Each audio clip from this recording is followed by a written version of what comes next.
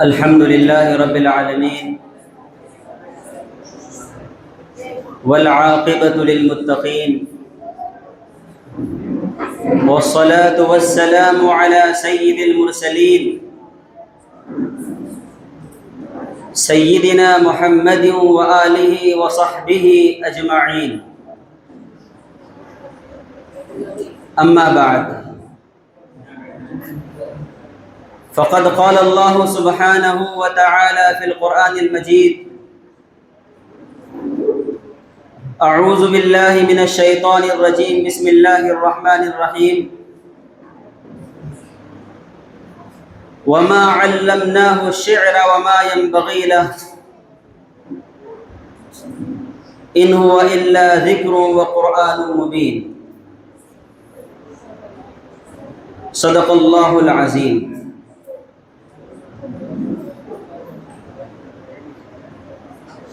الأساتذة الأفاضل والطلبة الأعزة لهذه الدار،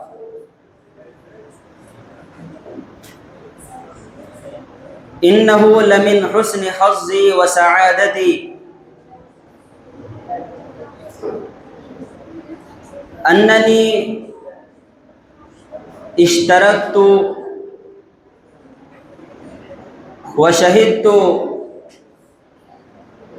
حفلة اليوم للمساجلة الشعرية،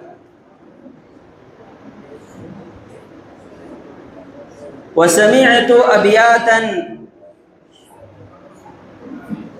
كثيرة رائعة،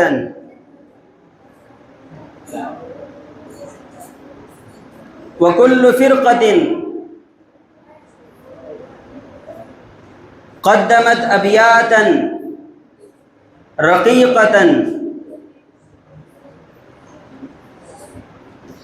متدفقة بالحيوية والنشاط.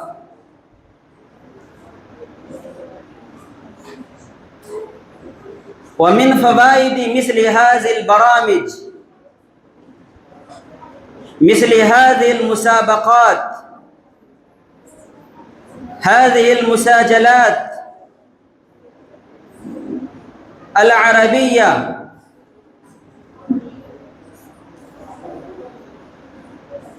بذلك يكون عند الطلاب قدر كبير للأبيات والأشعار.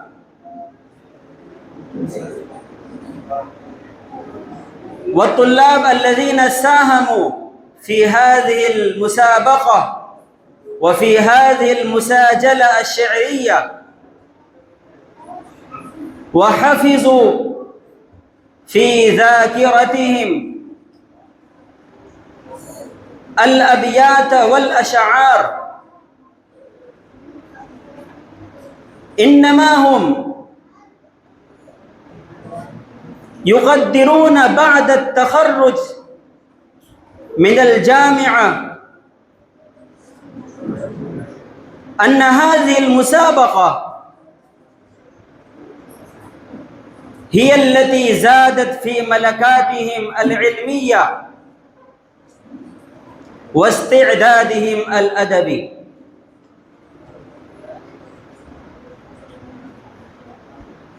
الشعر له أهمية كبيرة ومنزلة رفيعة ومكانة سامية.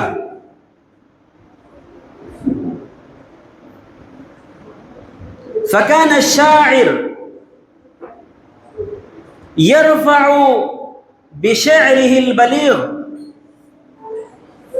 قبيلة ويضع أخرى. وإن رسولنا صلى الله عليه وسلم لم ينهى عن إنشاد الأبيات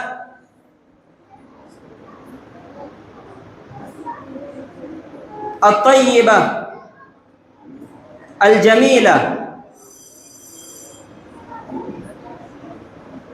فكان رسول الله صلى الله عليه وسلم يضع المنبر في المسجد النبوي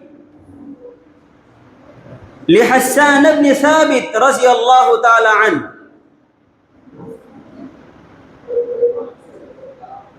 ويقول: أجب عني اللهم أيده بروح القدس.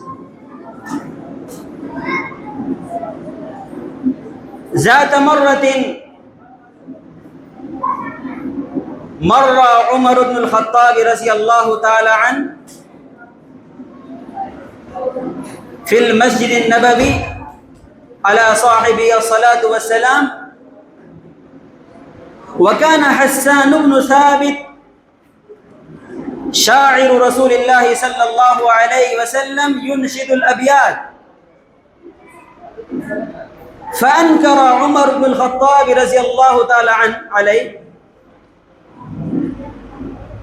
فقال حسان بن ثابت رضي الله تعالى عنه: كنت أنشد الأبيات وفيه خير منك. ثم التفت إلى أبي هريرة رضي الله تعالى عنه فقال: أنشدك بالله، أسمعت رسول الله صلى الله عليه وسلم يقول: يا حسان أجب عني اللهم أيده بروح القدس؟ فقال: نعم. ونعرف أهمية الشعر من هذه القصة. وقصة أخرى أيضا، جاء وفد بني تميم إلى رسول الله صلى الله عليه وسلم، فقال رجل منهم: يا محمد صلى الله عليه وسلم، إنا جئناك لنفاخرك، فأذن لشاعرنا وخطيبنا. فأذن رسول الله صلى الله عليه وسلم، فقدموا شاعرا وخطيبا منهم،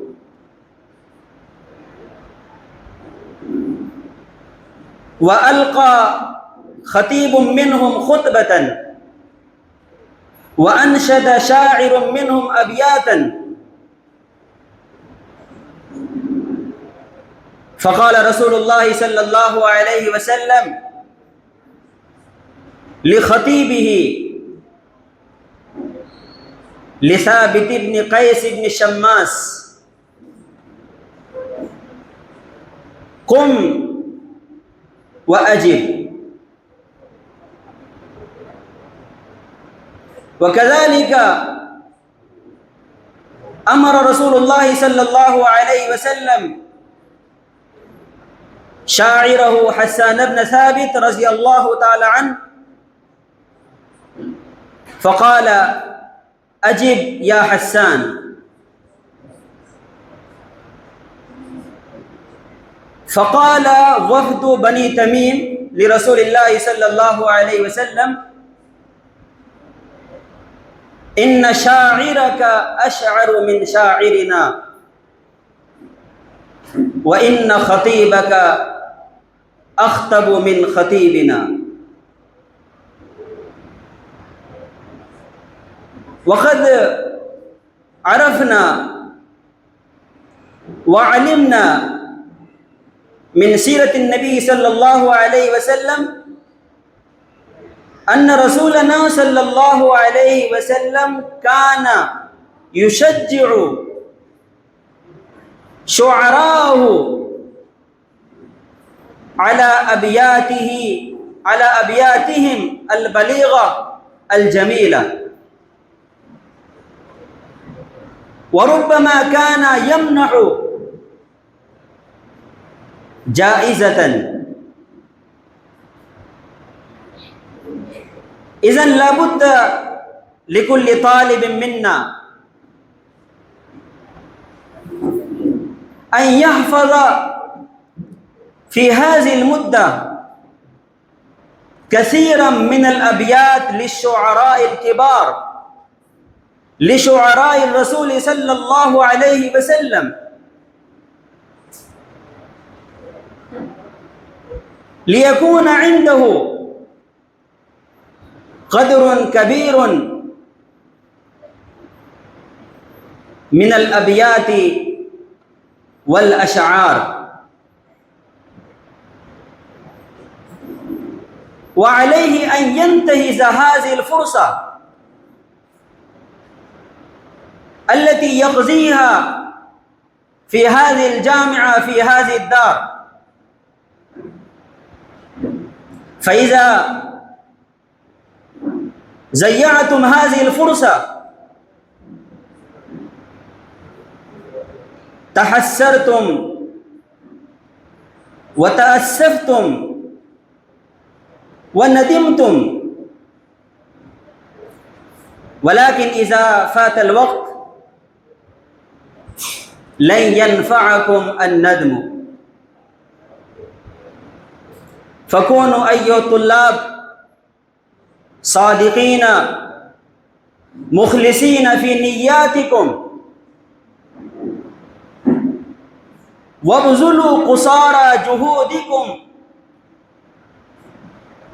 وشمروا عن ساق الجد، واشغلوا أنفسكم في القراءة والدراسة بكل جد واجتهاد. وأهنئ جميع الطلاب الذين ساهموا في هذه المساجلة الشعرية، وأشكر كذلك جميع أساتذتنا الكرام لهذه الدار على أنهم استمعوا إلى أبيات الطلاب بكل شوق ورغبة، وشجعوا الطلاب. وأدعو الله سبحانه وتعالى أن يجعلكم من العلماء الربانيين المخلصين والدعاة المخلصين،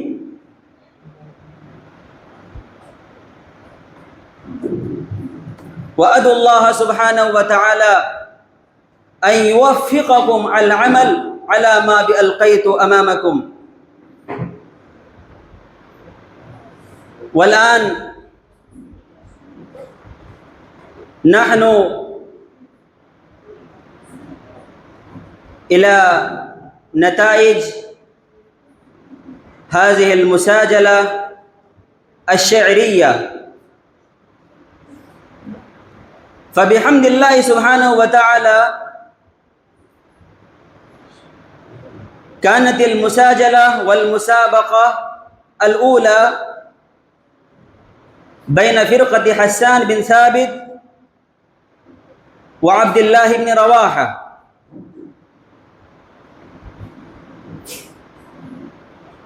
وحصلت فرقة حسان بن ثابت رضي الله تعالى عنه على 76 و100 ألف درجة،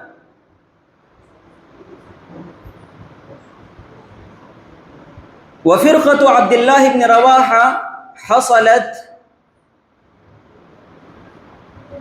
على 600 وألف درجة.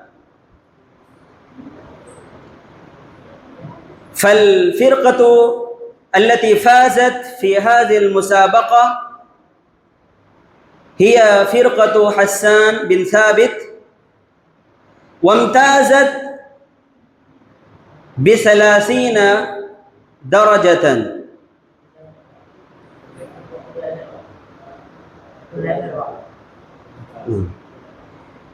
وامتازت فرقة عبد الله بن رواحة ب30 درجة. وكذلك المسابقة الثانية بين فرقة كعب بن مالك وكعب بن زهير، وحصلت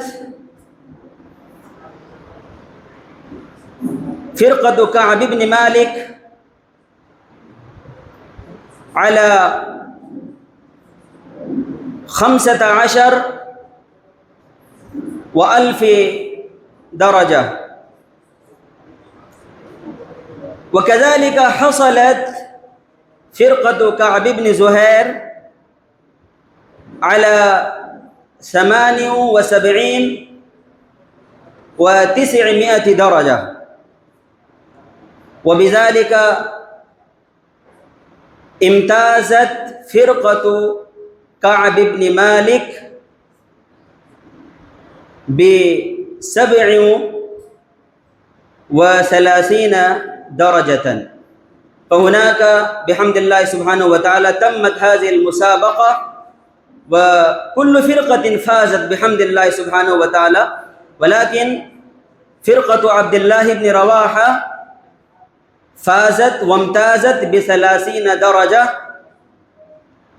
وفرقة كعب بن مالك امتازت ب37 درجة.